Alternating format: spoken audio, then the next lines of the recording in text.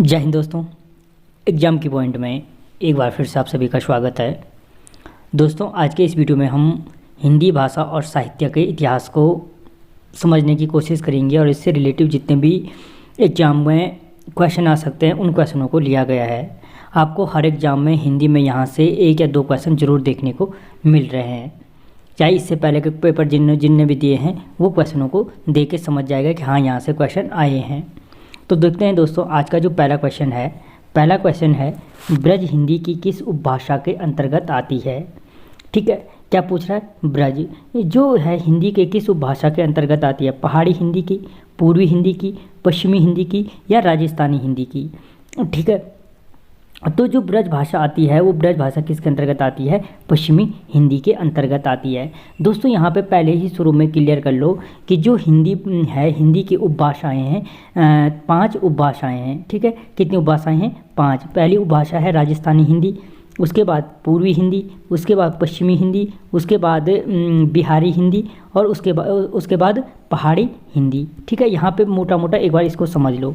तो जो राजस्थानी हिंदी है, राजस्थानी हिंदी के जो कितनी उपभाषाएं बोल दी? 5 उपभाषाओं में बांटा गया है। इसके बाद यहाँ पे इसने कहा था कि ब्रज हिंदी किसकी उपभाषा के अंतर्गत आती है?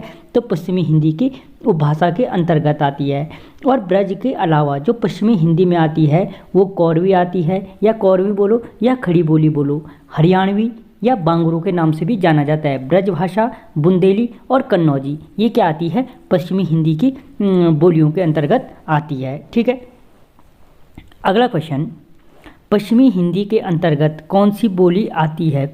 पश्चिमी हिंदी के अंतर्गत कौन सी बोली आती है? ठीक है, तो दोस्तों कन्नौजी, मेवाती, बघेली या मगही। तो दोस्तों याद रखना, जो पश्चिमी हिंदी के अंतर्गत आती है कौन सी? कन्नौजी। अभी बोला मैंने आपको ऊपर, कौरवी, खड़ी बोली, हरियाणवी, ब्रजभाषा, बुंदेली और कन्नौजी, ये क्या है? पश्चिमी हिंदी की बोलियां हैं। जबकि अगर हम यहाँ पे देखें जो क्या है? मेवाती है। मेवाती किसकी है? राजस्थानी हिंदी की है। राजस्थानी जो हिंदी है, राजस्थानी हिंदी है, उसकी बोली है। या बघेली देखें, जो बघेली है, बघेली किसकी है? पूर्वी हिंदी की है। ठीक है, बघेली के साथ अवधी बघेली और छत्तीसगढ़ी 3 पूर्वी हिंदी के अंतर्गत आती हैं। जबकि जो मगही है, ठीक है, मगही किसकी है? बिहारी हिंदी की बोली है। बिहारी हिंदी की बोली है जो मगही है बिहारी हिंदी के अंतर्गत। मगही में कौन कौन सी आती हैं? मैथिली और भोजपुरी। भोजपुरी, मगही और मैथिली किसकी बोलियां हैं? बिहारी हिंदी की बोलियां हैं।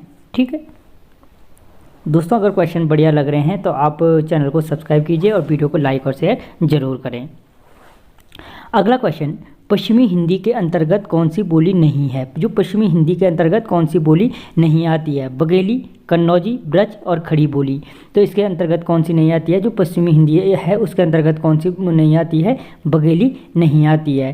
क्योंकि मैंने अभी आपको बताया कि जो अवधी बघेली और छत्तीसगढ़ी है, ठीक है, जो कौन सी है? अवधी बघेली और छत्तीसगढ़ी है, वो क्या है? पूर्वी हिंदी की बोलियां हैं। किस हिंदी की बोलियां हैं?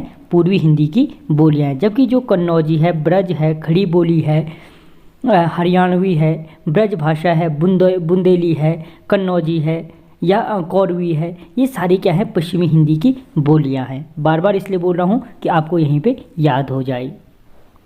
अगला क्वेश्चन, पश्चिमी हिंदी की उत्पत्ति किस अपभ्रंश से हुई है? जो पश्चिमी हिंदी की उत्पत्ति है वो किस अपभ्रंश से हुई है? जो पश्चिमी हिंदी की उत्पत्ति है, तो दोस्तों याद रखना, जो पश्चिमी हिंदी की उत्पत्ति है पेशाची से, सौरसैनी से, मागधी से या अर्धमागधी से। तो याद रखना, जो पश्चिमी हिंदी की उत्पत्ति है, पश्चिमी हिंदी की उत्पत्ति किससे हुई है?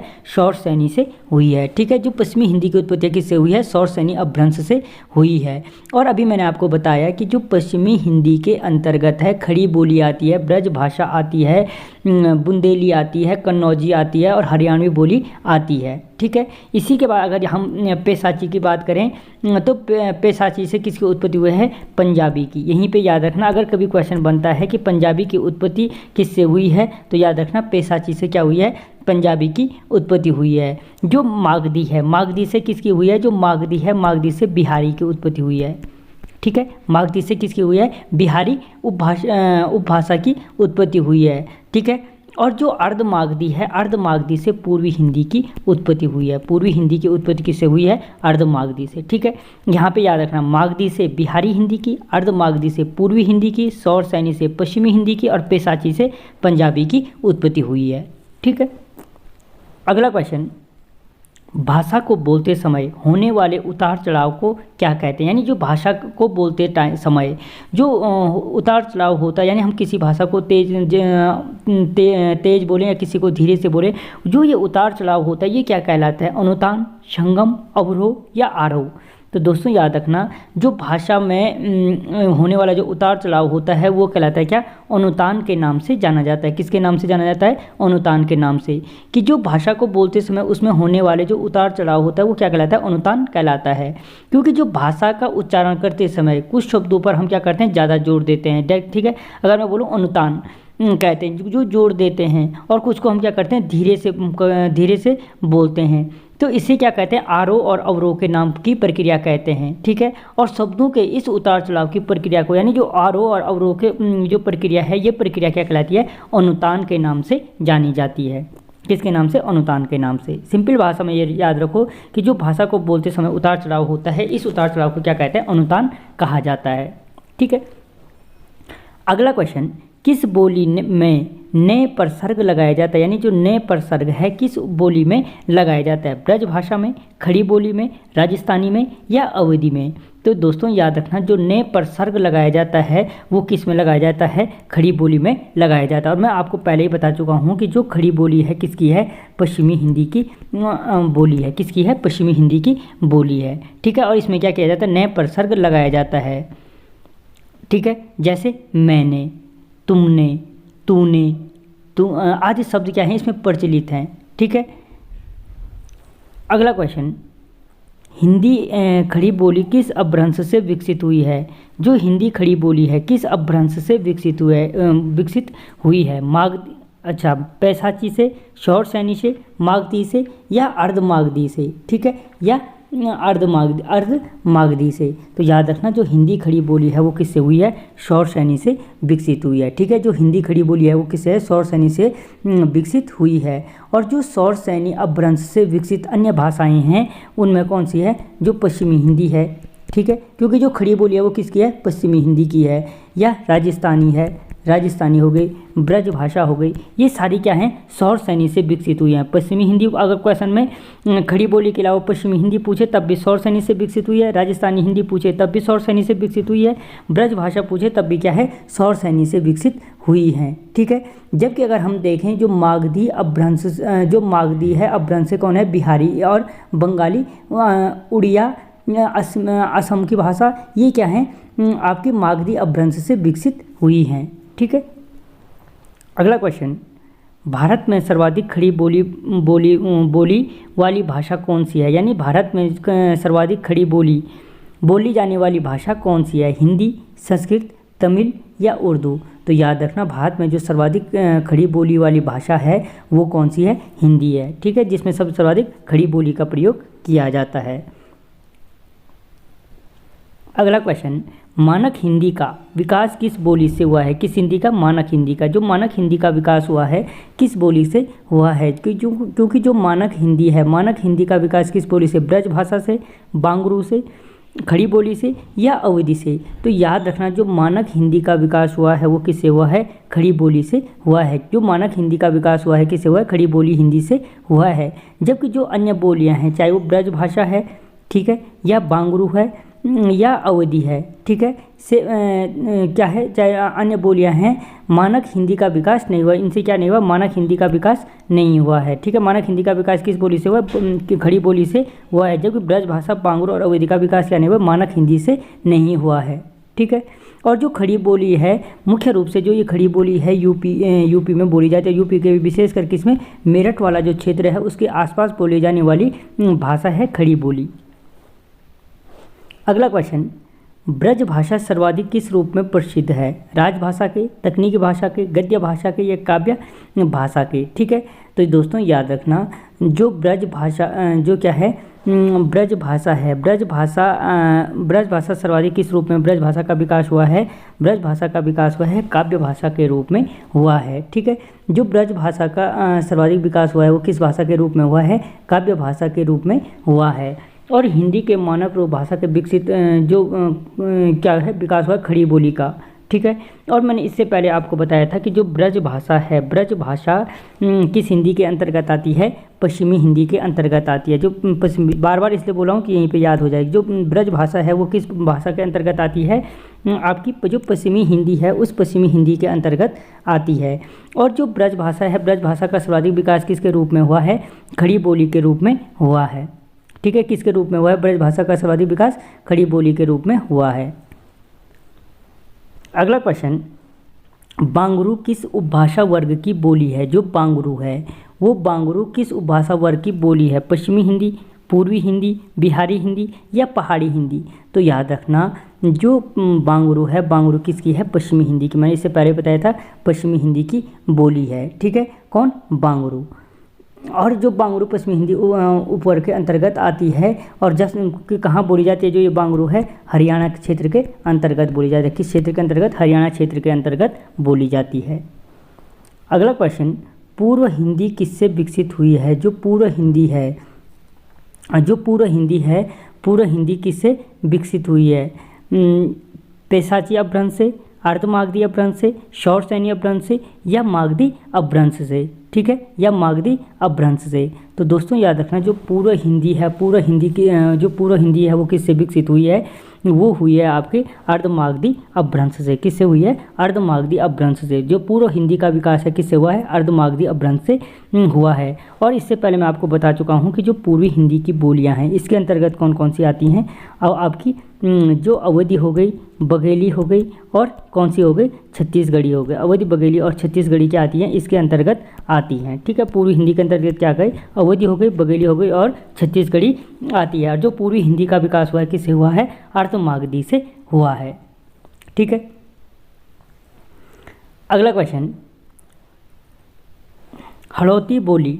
उपभाषा के अंतर्गत आती है। जो क्या है? हड़ौती बोली है। हड़ौती बोली क्या है? किसके अंतर्गत आती है? बिहारी के, पहाड़ी के, कन्नड़ के या राजस्थानी के? तो याद रखना कि जो हड़ौती बोली है, हड़ौती बोली किसके अंतर्गत आती है? राजस्थानी के अंतर्गत आती है। ठीक है, जो हड़ौती बोली है किसके अंतर्गत आती है? राजस्थानी उपभाषा के अंतर्गत आती है। और जो राजस्थानी उपभाषा है उसके अंतर्गत आने वाली जो अन्य बोलियां हैं उनमें कौन कौन सी है? एक तो है मारवाड़ी। याद रखना, मोस्ट इंपॉर्टेंट है, 10 बार पूछता है कि जो मारवाड़ी है, ठीक है, मारवाड़ी है या जयपुरी है। कौन सी है? जयपुरी। जयपुरी को क्या कहते हैं? दुधानी भी कहा जाता है। क्या कहा जाता है? दुधानी के नाम से भी जाना जाता है। और बहुत बार क्वेश्चन में पूछा जाता है कि जो दुधानी बोली है किस भाषा की, उपभाषा की बोली है? ठीक है, या मेवाती है। मेवाती भी राजस्थानी हिंदी के अंतर्गत आती है। या मालवी है। ये किसके अंतर्गत आती हैं? राजस्थानी हिंदी के अंतर्गत आती हैं। ठीक है, अगला क्वेश्चन, बिहारी उपभाषा की बोली नहीं है। जो बिहारी उपभाषा की बोली नहीं है, भोजपुरी, मगही, मैथिली या मेवाती? जो बिहारी उपभाषा की बोली कौन सी नहीं है? भोजपुरी नहीं है, मगही नहीं है, मैथिली नहीं है या मेवाती नहीं है? तो याद रखना जो क्या है? बिहारी उपभाषा की बोली नहीं है। ठीक है, बिहारी उपभाषा की बोली नहीं है। तो कौन सी नहीं है? इनमें से भोजपुरी है। ठीक है, भोजपुरी, मगही और मैथिली क्या हैं? इसकी भाषाएं हैं। लेकिन क्या नहीं है? जो मेवाती है, मेवाती इसके अंतर्गत नहीं आती है। जो जयपुर मेवाती बोली है वो क्या है? राजस्थानी उपभाषा की बोली है। मैंने अभी अभी आपको बताया।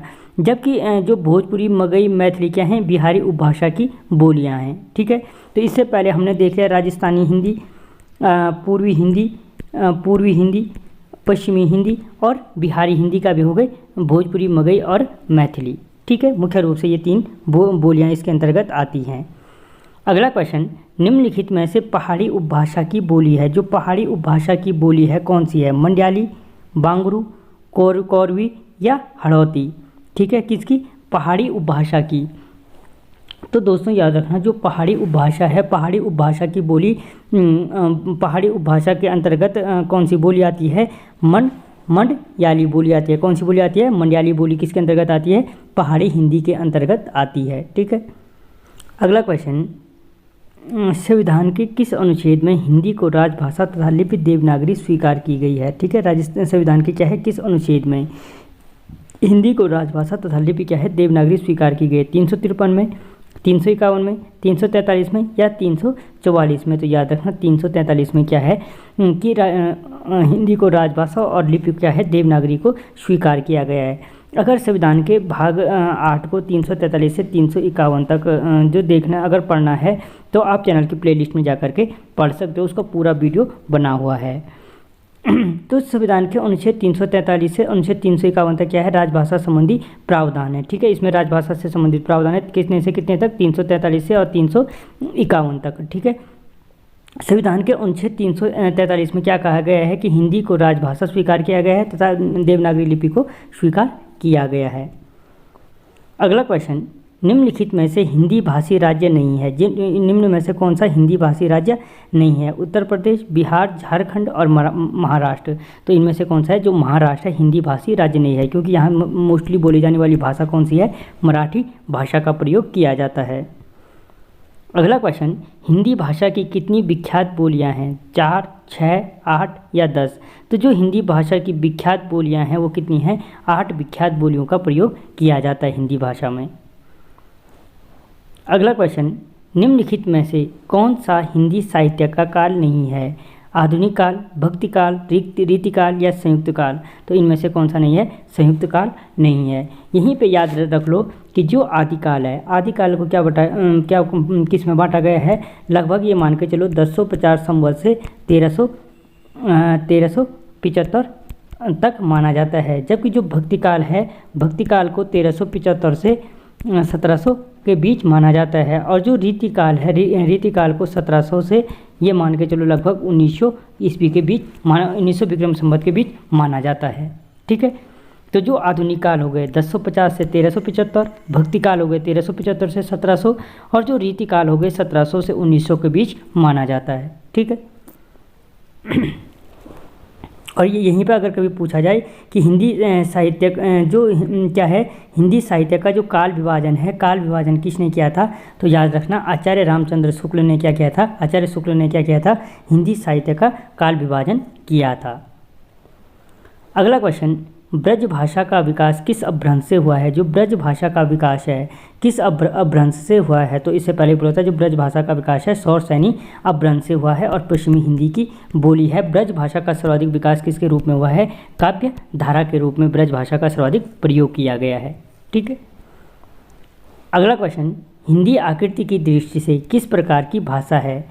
प्रश्लिष्ट, अयोगात्मक, श्लिष्ट योगात्मक या अश्लिष्ट योगात्मक?